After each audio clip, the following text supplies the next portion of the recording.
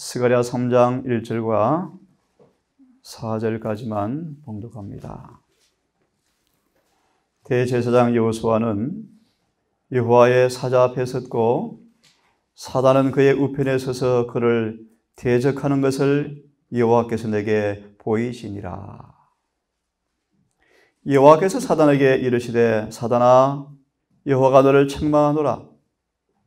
예루살렘을 택한 여호와가 너를 책망하노라.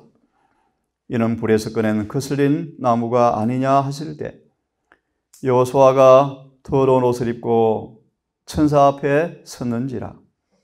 여호와께서 자기 앞에 선 자들에게 명하사 그 더러운 옷을 벗기라 하시고 또 여호수아에게 이르시되 내가 내 죄가를 제하여 버렸으니 내게 아름다운 옷을 입히리라 하시기로.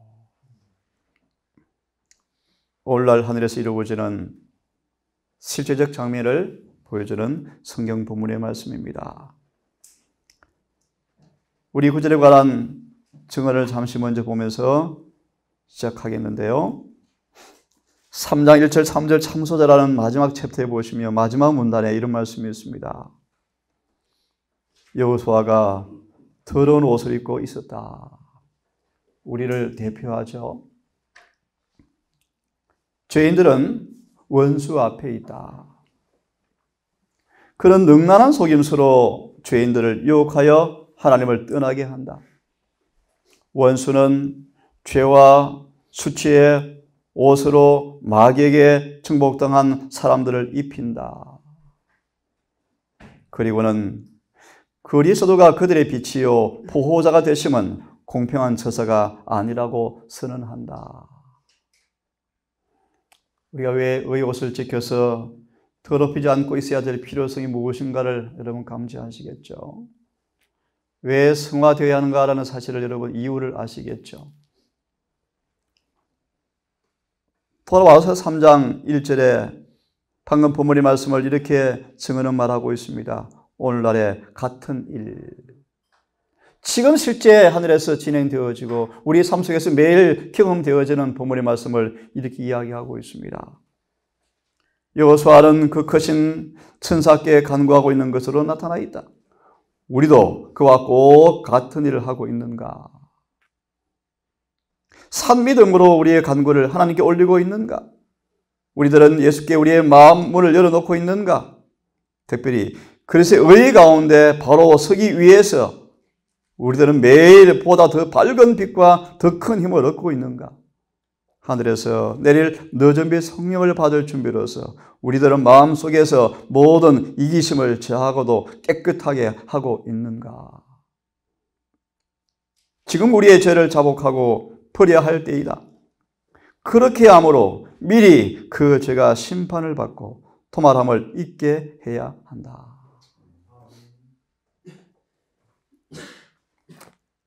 로마서 12장 넘어가서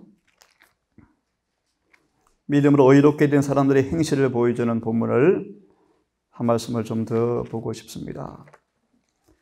로마서 12장은 믿음으로 의롭게 된 사람들의 생활을 보여주는 본문의 말씀이기도 하는데요.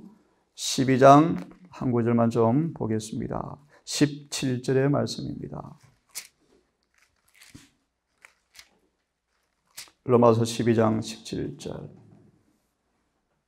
아무에게도 악으로 악을 갚지 말고 모든 사람 앞에 선한 일을 도모하라. 다르게 좀 말씀을 드리면 믿음의 선한 싸움을 싸워서 이기라 그런 뜻입니다. 악에게 죄를 짓지 말고 악을 의로 이기라 그런 뜻입니다. 이 본문을 보시면 심판 때 우리가 살아갈 아름다운 지침에 대해서 아주 중요한 말씀을 주고 있습니다. 정직은 영원히 하나님의 보석이다. 정직은 영원히 하나님의 보석이다. 한번 좀 읽을 마음이 있습니다. 그리스도의 추종자들이라고 말하는 사람들은 모두 다 진실하고 솔직한 마음을 항상 갖고 있어야 한다. 하나님과 정의가 좌우명이 되어야 한다. 이 사악한 세상에서 거래를 할 때 정직하고 의롭게 하라. 어떤 자들은 정직이 그들의 세속적 이익을 위태롭게 하지 않겠다는 것을 알 때만 정직하게 행할 것이다. 이 일에 넘어진 사람이 아브라함이었죠. 그죠? 하지만 이런 원칙으로 행하는 사람들은 모두 다 생명책에서 그들의 이름이 도말될 것이다. 참 두려운 경고입니다. 믿음으로 칭의를 받은 그 의가 어떻게 믿음으로 승화되어야 할 것인가를 보여주는 경고문이죠. 에스겔 18장 24절. 의인이 돌이켜 죄를 범하면 의가 하나도 기억된 바가 없고 과거의 죄까지 덜추어서 심판을 받게 된다고 경고하지 않습니까? 우리는 오늘부터 성서 정결과 믿음으로 마음의 의를 공부할 텐데요. 방금 드린 말씀들을 생각해 보시면서 준비를 좀 하려고 합니다. 엄격한 정직성을 길러야 한다. 우리는 단 한 번만 세상을 지나갈 수 있을 뿐이다. 잘못한 것을 고치기 위해서 돌이킬 수가 없다. 돌아올 수가 없다. 그러므로 취한 행동마다 경건한 두려움과 조심스러운 배려가 있어야 한다. 정직한 마음과 수단을 부리는 마음은 서로 조화될 수가 없다. 수단을 부리는 마음이 굴복되고 신실하고 정직한 마음이 주도권을 잡게 되든지 아니면 수단을 부리는 마음이 주도권을 잡고 진실과 정직의 소리가 잠잠하게 되든지 하는 것이다. 어떻게 매일 실제적으로 믿음으로 의를 유지하는가에 대한 말씀을 잘 주고 있죠. 그죠? 잘 주고 있어요. 그들은 동행할 수가 없고 함께 할 수가 없고 결코 의견의 일치를, 수단과 정직은 일치를 볼 수가 없다. 하나님께서 그의 보석들을 한데 모으실 때 진실한 사람들, 시편 15편요. 정직한 사람들, 별리로 대금치 않은 사람들, 한번 약속한 것은 변치 않은 사람들, 누가 여호와의 성전에 쓸 사람인가? 의롭게 행하는 사람들, 정직하게 행하는 사람들, 시편 15편에 잘 나와 있죠. 정직한 사람들은 그분의 택하신 자들, 곧 그의 보화가 될 것이다. 천사들은 그런 사람들을 위하여 면류관을 준비하고 있다. 하나님의 보좌에 흘러나오는 빛의 보석이 달린 이 왕관에 반사되어서 찬란하게 빛날 것이다. 실제적으로 드러날 의가 뭔가를 보여주는 잘 주시는 말씀이라고 생각이 들어집니다. 한 말씀만 더 보고 좀 본문을 좀 돌아오고요. 한두 말씀 더 보고요. 계시록 20장을 펴보겠습니까? 저자 심판과 관련해서 몇 구절을 좀 보는 것입니다. 계시록 20장 12절 15절을 제가 좀 봅니다. 계시록 20장 12절 15절요. 또 내가 보니 죽은 자들이 물온대소하고 그 보좌 앞에 섰는데 책들이 펴있고 또 다른 책이 펴졌으니 곧 생명책이라. 죽은 자들이 자기 행위에 따라서 책들에 기록된 대로 심판을 받으니. 15절에요. 누구든지 생명책에 기록되지 못한 자는 불못에 던지오리라. 참 두려운 경고죠. 그죠? 이 구절에 관한 말씀에 생명책이라는 말씀이 있습니다. 우리가 하나님의 자녀들이 될 때 우리의 이름은 어린 양의 생명책에 기록되어지고 조사 심판 때까지 거기에 남아있게 된다. 그때 각 사람의 이름이 호명되어지고 내가 내 행위를 아노니 라고 하신 그분이 그 기록들을 조사하신다. 조사하신다. 누가 예복을 입었는지, 누가 죄가 사함받았는지, 누가 의와 조화되었는지, 그죠? 조사하신다. 20장 12절 15절 주석에 생명책이라는 말씀을 보고 있는 것입니다. 그날에 만약 우리의 모든 악한 행위를 완전히 회개하지 않은 것이 나타날 것 같으면 우리의 이름은 생명책에서 도말되어지고 우리의 죄들은 우리에게 불리한 자료가 될 것이다. 참 너무너무 엄숙한 말씀드립니다. 이왕 봤으니까 그 다음 말씀도 좀 보겠습니까? 출애굽기 32장 32절을 인용했습니다. 죄인에 대한 공의란 형벌이란 말씀이네요. 모세가 출애굽기 32장 32절의 말씀에 누구든지 내게 범죄하면 내가 내 책에서 지우리라 라는 말씀을 지금 인용하고 있습니다. 하지만 모세는 주님의 심정으로 기도하였죠. 합의하시면 이제 그들의 죄를 지워버려 주옵소서라고 기도하였다. 그죠? 참 중보의 기도를 대표하죠. 회개하고 돌아온 사람들을 위해서 기도하는 장면입니다. 여기에 있는 중보기도는 예수를 대표한다고 말씀하십니다. 그 다음 말씀을 보십시오. 주님은 그의 타락한 백성들의 죄 때문에 모세를 고통당하도록 하시지 않았다. 그분은 모세에게 누구든지 내게 범죄하면 그는 내가 내 책에서 지어버리리라고 하셨다. 왜냐하면 의인은 죄인의 죄 때문에 고통을 당해야 할 이유가 없기 때문이다. 여기에서 말씀하신 책은 하늘에 있는 기록책이다. 그 기록책에는 모든 사람의 이름이 새겨져 있고 계시록 5장 1절을 이미 공부했죠.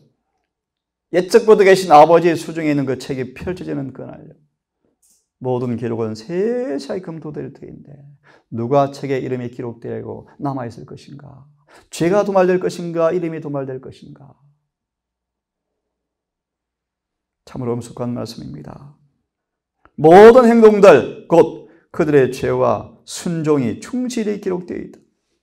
사람들이 주님 보시기에 너무나도 통탄할 만한 죄를 범해서 주께서 용서하실 수 없을 때 그들의 이름은 그 책에서 지워지고 멸망하게 된다. 참 선지자를 통해 주신 말씀이 죄인들에게 아첨하지 않죠. 있는 그대로 경고합니다. 마지막으로 하나만 더 보고 본문을 좀 보겠습니다. 예레미야 50장을 펴겠습니까? 예레미야 50장 말씀 한 말씀만 더 보겠습니다. 20절을 읽습니다. 20절. 예레미야 50장 20절을 좀 읽겠습니다. 나 여호와가 말하노라. 그날 그때 하늘에서 성수가 정결해지는 날, 인침과 늦은 비가 이루어지는 날, 죄가 영원히 도말되고 속죄받는 날을 의미합니다. 그날 그때에는 이스라엘 죄악을 찾을지라도 없겠고 유다의 죄를 찾을지라도 발견치 못하리니 이는 내가 나의 남은 자의 죄를 사할 것임이라. 이사야 4장과도 같은 말씀이요. 예루살렘에 남아있는 농명된 사람들, 오순절의 경험을 얘기합니다. 늦은 비를 의미합니다. 모든 죄를 다시 찾을지라도 찾을 수 없는 도말이 이루어졌다라고 말씀하고 있죠. 이 구절의 주석을 보고 오늘 말씀을 시작하겠습니다. 50장 20절을 보시면 이런 말씀이 있어요. 대쟁투 아마 483페이지인가 모르겠습니다. 483페이지 같은데요. 이스라엘의 죄의 도말이라는 제목을 읽고 이제 시작합시다. 이 구절을 이렇게 대쟁투는 묘사합니다. 진심으로 죄를 회개하고, 자, 믿음으로 말미암아 의와 성소 정결과의 관계를 보여주는 좋은 실물 교훈이요. 진심으로 죄를 회개하고 믿음으로 그리스도의 피를 그들의 속죄의 제물로 주장한 사람들에게는 하늘 책에 기록된 그들의 이름 아래 용서받았다라는 말이 기록되어진다. 그 다음요, 이제 중요한 말씀이요. 그들이 뭐예요?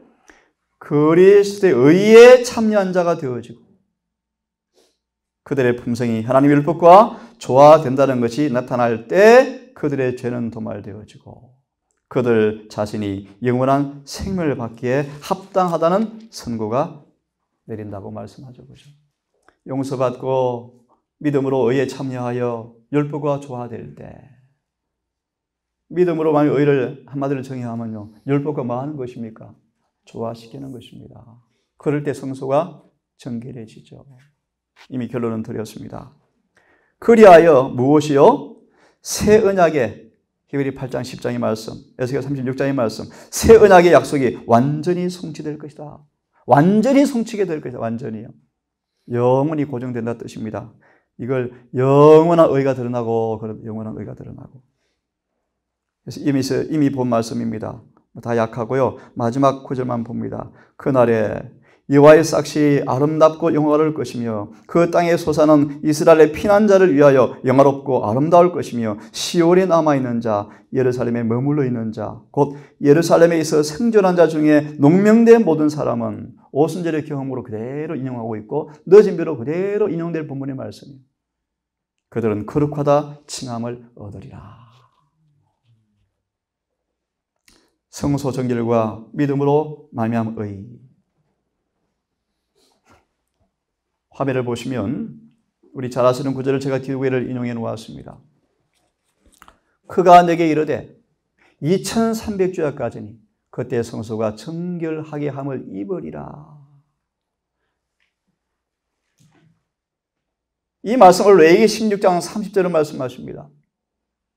이날 너희를 속죄하여 정결케 될 것인데 너희 모든 죄에서 여호와 앞에 정결하게 되리라. 이렇게 말씀하십니다.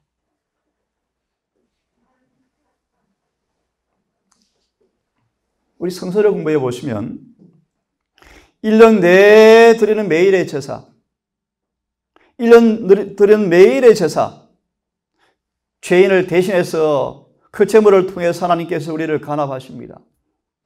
하지만 그 희생 제물의 피가 죄를 완전히 없애하지는 않았습니다. 화면을 보시면 매일의 제사는 죄인들에게서 죄가 분리되어지지만, 성소로 옮겨지지만, 조사 심판 때까지 성소로 옮겨진 죄의 기록이 지워지지 않습니다. 회개한 죄인에게서는 죄가 분리되어서 성소로 옮겨졌지만 죄의 기록이 지워진 것이 아니었고, 율법의 선고에서 죄인은 아직 완전히 해방된 것은 아니라라고 말하고 있습니다. 창세기 3장의 주석의 말씀 기억납니까? 집행유예라라는 말씀을 여러분 기억하시죠? 예.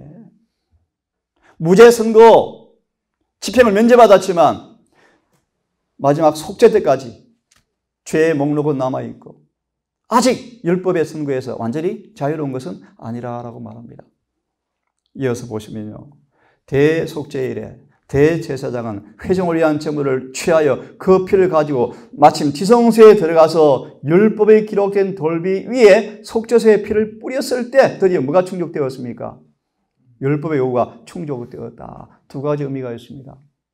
이 사람의 죄가 사함받고 용서받고 도말되기에 충분한 값이 지불되었을 뿐 아니라 이 사람에게서 율법의 의가 이루어졌다 말의 의미가 내포되어 있습니다. 이게 로마서 3장 26절의 말씀이에요. 이 사람의 죄를 도말하기에 충분한 값이 지불되었고, 나아가서 율법의 의가 이 사람에게서 뭐 되었다는 것입니까? 충족되었다는 것입니다. 그래서 피를 속죄소 위에 뿌리고 앞에 7번 뿌렸습니다.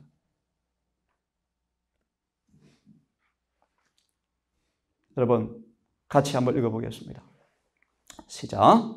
최후 보상의 큰 날에 죽은 사람들이 자기 행위에 따라서 책들에 기록된 대로 심판을 받을 것이다. 그때 그리스도의 속죄하는 피의 공로로 회개한 모든 사람의 죄가 하늘 책에서 제거되어진다. 이것이 뭐다? 성소 정결. 죄의 기록에서의 해방 혹은 성소 정결. 예레미야 50장 20절의 말씀에 성취입니다. 결론 지면 성소 정결이 무엇입니까? 회개한 사람의 죄가 하늘책에서 뭐 되어지는 것입니까? 제거되어지는 것입니다. 그러므로 성소가 정결해지려면 기억하세요. 우리 속에서 먼저 죄가 분리되어져야 합니다. 맞나요? 제가 있습니다. 모형에 있어서 이 속죄의 대사, 곧 죄를 도말하는 이런 속죄일의 봉사, 죄로 말미암아 그것이 더럽혀졌던 성소를 속죄 제물의 피의 공로로 죄를 죄감으로써 이루어진 지상성소 정결로 예표되었다. 여러분, 구약의 성서를 보시면 얼마나 이 진리가 명확합니까? 근데 원래 이 진리가 공격을 당하고 있고 떠나고 있고, 어떤 사람들은 교회에 있지만 많은 사람들이 이 진리를 지금 공격하는 일들을 우리가 보게 되지 않습니까? 그렇게 되어지면요, 성소 정결이 이루어지면 최후의 속죄에서 진심으로 회개한 자의 죄가 하늘의 기록에서 제거되어지고 다시 기억되거나 마음에 뜨오르지 않게 되는 바와 같이, 히브리 10장 3절 4절에 잘 나와 있어요. 더 이상 죄가 안 드러나요. 이것이 뭡니까? 성소 정결입니다. 하늘 성소의 죄를 영원히 제거하고 성소와 죄인 의인들에게서 죄가 영원히 분리되어서 모든 죄에 대해서 정결해지는 경험이 성소 정결이라고 말씀하십니다. 이 말씀을 조금 1888년 기별로 조금 말씀을 좀 드리겠습니다. 다니엘서 9장 24절을 인용합니다. 허물이 마치고 죄가 끝나고 죄악이 영속되어지고 영원한 화해가 이루어지고 영원한 의가 이루어지는 이 말씀을 이렇게 1888년 기별자들은 말합니다. 이 일은 하나님의 비밀이 이루어져서 진짜 그리스도의 성소가 정결하게 될 때에만 이루어질 수 있다. 다시 말하면 예수의 피의 그 희생이 완전한 완성과 성취를 볼 때는 언제란 것입니까? 성소 정결. 십자가 우리의 피를 분리했지만 그 피가 지성소에 뿌릴 때 마침내 뭐 한다는 것입니까? 모든 죄에서 영원히 해결되어지는 피의 효능이 완성된다는 말의 의미겠죠? 이 일이 성취되는 것은 참 성수가 정결하게 되어 허물이 마치고 죄가 끝나서 기억하십시오. 예수를 믿는 사람들이 온전하게 될 때이며 히브리 10장의 메시지예요. 새 언약이 완전히 이루어지는 날입니다. 다른 한편으로 악인은 멸망을 당하는 것이다 라고 이야기하고 있습니다. 또 이 말씀을 이렇게 말합니다. 성수가 정결해지기 전에, 보험사업이 마쳐지기 전에 먼저 거기에 참여한 사람 안에서 먼저 이 일이 이루어져야 한다. 다시 말하면 하늘 성수가 정결해지기 위해서는 성소 정결에 참여한 모든 사람에게서 먼저 이루어져야 한다. 모든 섬기는 자들이 정결함을 받은 후에야 성수가 정결하게 될 수가 있다. 자, 이거와 믿음으로 마귀의 관계가 무엇인가를 여러분 이제 말씀을 드리려고 합니다. 자, 이런 부분은 중간에 보십시오. 제사장 직분을 통해서 봉사를 통하여 죄를 거치고 영원히 성령하면서 뭘 가져온다고요? 여기서 잘 보세요. 영원한 의를 가져다 주는 것을 믿는 참된 믿음으로 그에게 나오는 모든 사람들을 언제든지 온전케 해줄 것이다. 참된 믿음 때문에 준비가 되어 하나님의 뭐와 인과 지극히 거룩한 자의 마지막 기름 부음을 받을 것이다. 이러한 참된 믿음에 속한 사람들은 이러한 참된 믿음으로 말미암아 그들의 마음에서 생애에서 허물이 마치고 죄가 끝나며 그들의 생애를 영원히 지배하는 것을 분명히 알 수가 있다. 라고 이렇게 188년 기별자들은 우리에게 말씀을 주고 있습니다. 다시 말하면 칭의와 성화를 통하여 예수의 의가 영원히 그들의 것이 된 사람들, 그런 뜻입니다. 그들이 뭐가 돼요? 성소가 정결해져서 중보자 없이 주의 재림을 맞이할 수 있을 것입니다. 마태 22장으로 소개하면요, 예복을 지켜 더럽히지 않고 딱 입고 있는 사람들이. 이게 바로 방금 읽었던 이 본문의 말씀입니다. 자, 이 말씀을 읽고 아침 마무리하고 내일 아침에 총괄해서 끝내겠습니다. 그리고 완전해 가는 말씀을 좀 드리겠습니다. 자, 마무리합니다. 우리가 진심으로 통회하고 회개할 때 옷을 벗깁니다. 그죠? 죄가를 지하여 버립니다. 그 다음 보세요, 이제. 그 다음 보세요. 흠이 없는 의의 예복이 시련과 시험을 받은 충성스러운 하나님의 자녀에게 주어진다. 멸시를 받은 남은 무리들은 영광스러운 의복을 입고, 따라 하시겠습니까? 시작. 다시는 세상에 부패로 더럽혀지지 아니한다. 믿음으로 의를 뭐합니까? 유지했죠. 로마서 3장에 21절 이하 쭉 보십시오. 어떻게 칭의를 계속 유지할 것인가 잘 나와 있어요. 그럴 때 이제 뭐합니까? 이름이 생명책에 남아있고 각 시대에 충성스러운 사람들 중에서 기록되어진다. 그들은 왜 그런 특권을 누립니까? 김환자의 관계를 물리쳤고 용의 포효에도 불구하고 저들의 충성을 돌이키지 아니하였다. 다른 말로 의를 뭐한 겁니까? 지켰다. 이제 그들은 유혹자 마귀의 청약에서 영원히 안전하며 죄는 창시자에게 전가되어지고 드디어 정황관이 씌워진다. 이런 때 이제 하늘의 천사들이 뭐합니까? 이마에 막 인을 치고 있었다. 인을 치고 있었다. 믿음으로 의를 체험하고 그 의가 실험과 충성으로 지켜졌을 때 정황관이 씌워지고 이마 인을 치고 죄는 도말되어지고 끝난다. 그런 뜻입니다. 그렇죠? 지금 주신 말씀이 요약된 말씀입니다. 이들이 바로 14장 1절의 말씀이요. 시온산에 설 사람들인데 그들이 바로 누구요? 14만 4천 명인데 이들이 드디어 우리 수없이 배웠던 것처럼 주님의 재림의 그날 죄와 상관없이 서게 될 것입니다. 그렇죠? 이들을 가리켜서 예표의 사람이라. 예표의 사람이라 라고 말합니다. 어떤 사람입니까? 예루살렘에 머물러 있어서 농명된 사람 가운데 거룩하다 칭함받은 이들로 인용을 하고 있어요. 이사야 4장으로 인용하고 있습니다. 우리를 바로 하나님께서 이 명부에 등록하고자 지금 초청하신 것입니다. 여러분 오늘도 믿음으로 용서받은 경험을 믿음과 성령 안에서 정말 유지 발전시켜서 우리 속에 죄의 타락으로 남긴 흔적들이 고침받고 어떤 시련과 유혹에도 불구하고 더 이상 넘어지지 않은 승리의 경험을 통하여 영원히 의가 우리의 것이 되어지는 경험을 하기를 바라고요. 그런 자에게 주어지는 성소 정결이 유쾌한 날이 우리 앞에 올 때 늦음이 아울러서 인침받는 사람으로 서게 되기를 바라면서 아침 말씀을 마치겠습니다.